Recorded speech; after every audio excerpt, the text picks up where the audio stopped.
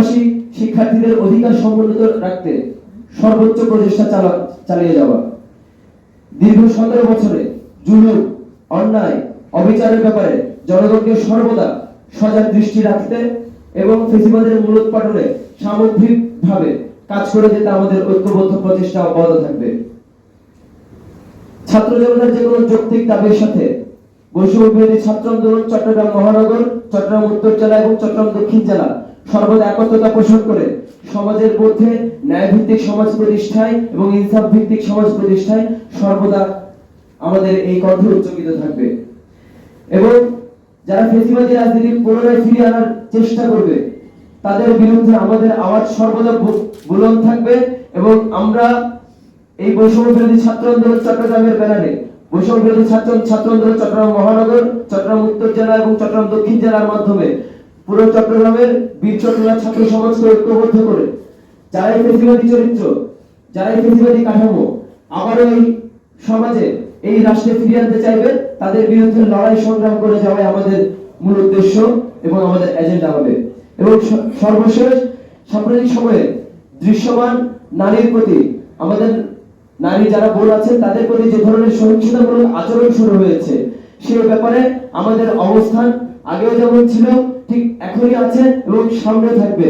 এবং আমাদের নারীদের উপরে যে নিরাপত্তাহীনতা সেই নিরাপত্তাহীনতার যে দায়টি আছে সেই দায়টি সরকারকে নিতে হবে এবং তাদেরকে সর্বদা নিরাপত্তা নিশ্চিত করতে আমাদের এই সমাজে পুলিশ থেকে শুরু করে প্রশাসনের সর্বস্তরে সর্বোচ্চ নিরাপত্তা নিশ্চিত করে আমাদের নারী এবং আমাদের মায়েদের নিরাপদ চলাচলকে সার্বক্ষণিক নির্বিঘ্ন রাখতে সর্বোচ্চ প্রচেষ্টা সরকারকে আমরা অব্যাহত রাখতে আমাদের জোর দাবি থাকবে। এবং আমাদের মধ্যেও আমাদের যারা বোন আছে তাদের নিরাপদ যাত্রা অব্যাহত রাখতে এই ছাত্র এবং জনতার অভ্যুত্থানের উপরে নারী যে উপস্থিতি সেই উপস্থিতির প্রতি আমাদের সম্মান সবসময় বজায় থাকবে। এবং আজকের মিট দ্য প্রেসে আপনাদের সকলকে ধন্যবাদ জানাই যারা উপস্থিত হয়েছেন। এবং আমরা আমাদের যে মূল সারাংশ ছিল সেই সারাংশ আপনাদের কাছে উপস্থাপন করেছি। আমরা আপনাদের কাছে ফ্লোরটা ছেড়ে দিব, আপনারা আপনাদের বক্তব্য আমাদের নেতৃবৃন্দের কাছে রাখতে পারবেন। ধন্যবাদ সবাইকে। দিয়ে নগরে বিভিন্ন জায়গায় কাটাবাজি হচ্ছে, অপকর্মগুলো হচ্ছে। আমরা যেটা দেখেছি হওয়ার পরেও বিভিন্ন জায়গায় কিন্তু সমন্বয় পরিষদে বা সমন্বয় পরিষদে বিভিন্ন জায়গায় ব্যক্তি প্রতিষ্ঠান এলাকাগুলিতে কিন্তু আধিপত্য বিস্তার করছে, নিয়ন্ত্রণ করছে। এক্ষেত্রে আপনার কোনো বার্তা আছে কিনা? আমাদের স্পষ্ট বার্তা আছে। নবগঠিত কমিটির মাধ্যমে সমন্বয়ের যে পরিচয়টি সে পরিচয়টিকে বিলুপ্ত ঘোষণা করা হয়েছে এবং কেন্দ্রীয়ভাবে যে সমন্বয় পরিচয়ের বিলুপ্তি অনেক আগে হয়েছে, কিন্তু দুর্ভাগ্যবশত বৈষম্য বিরোধী ছাত্র আন্দোলন চট্টগ্রাম মহানগর উত্তর এবং দক্ষিণ জেলার কমিটি দেরিতে হয় সেই সমন্বয় পদের বিলুপ্তি ঘটানো এখানে সম্ভব হয়নি। কিন্তু এই কমিটির যাত্রার মাধ্যমে সমন্বয় পদের বিলুপ্তি ঘটেছে।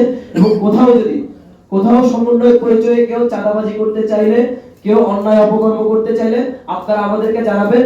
আমরা সাংগঠনিক ব্যবস্থা এবং আইনগত ব্যবস্থা নিতে বাধ্য থাকবো ইনশাআল্লাহ। নারীদের প্রতি যে সহিংসতার কথা বলছেন, আমরা দেখছি গত কয়েক মাসে বেশ কিছু ঘটনা ঘটছে, ছিনতাই, ডাকাতি, বিভিন্ন জায়গায় গোলাগুলির ঘটনা ঘটছে। এই জায়গাগুলোতে আসলে বিচ্ছিন্ন করে রাখার সুযোগ নেই। আমরা দেখেছি গতকালকে স্বরাষ্ট্র উপদেষ্টার পদত্যাগে দাবিতে ছাত্র জনতা বিক্ষোভ করেছে, যদিও বৈষম্য বিরোধী ব্যানারে কোন ধরনের আন্দোলন হয়নি। এই জায়গায় আপনাদের কোনো বক্তব্য এখানে আছে কিনা, অথবা যারা দায়িত্বে আছেন রক্ত মারিয়ে তো তারা এক প্রকার দায়িত্বে আছেন, তাদের দায় আপনারা দেখেন কিনা এই জায়গায় একটু বলবেন, বা পুলিশ এখানে কোনো নীরব ভূমিকা পালন করছে কিনা, কাদের দায়িত্ব মানে যারা দায়িত্ব স্বরাষ্ট্র উপদেষ্টা প্রশাসন। আমি একটু বলি, আমরা এই বিষয়ে সর্বাত্মক সতর্ক আছি এবং দৃষ্টি রাখছি যে আমাদের কিভাবে এখানে নারীদের প্রতি সহিংস হচ্ছে, যে বিভিন্ন চিন্তায় রাজনীতি বেড়েছে, এটা আমরা অবগত আছি। আপনি চট্টগ্রামে আন্দোলনের কথা বলছেন, এই বিষয়ে আমরা পরিকল্পনা নিয়েছি, সেটা কেন্দ্রের সাথে সমন্বয় করে আমরা করবো। অলরেডি কেন্দ্রতে কিন্তু সাধারণ শিক্ষার্থীরাও সাথে আমাদের প্ল্যাটফর্মও চিন্তা ভাবনা করতেছে যে এই বিষয়ে রুখে দেওয়ার জন্য। এখানে আমার কিছু বক্তব্য আছে, আসলে এটা দায়ভার আমি সরকারকে দিতে চাইবো।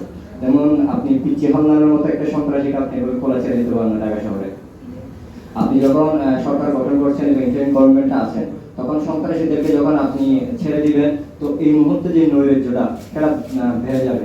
তো যে দাবিটা ঢাকা বিশ্ববিদ্যালয় থেকে উঠছে স্বরাষ্ট্রমন্ত্রীর পদত্যাগের বিষয়টি, আমি সেটাতে একমত যে আমিও চাই যে এটা কোনো একটা বিজিত হোক, সুরা হোক, কারণ এভাবে একটা দেশ চলতে পারে না। আমরা সবসময় শান্তিকামী এবং শৃঙ্খলা বিশ্বের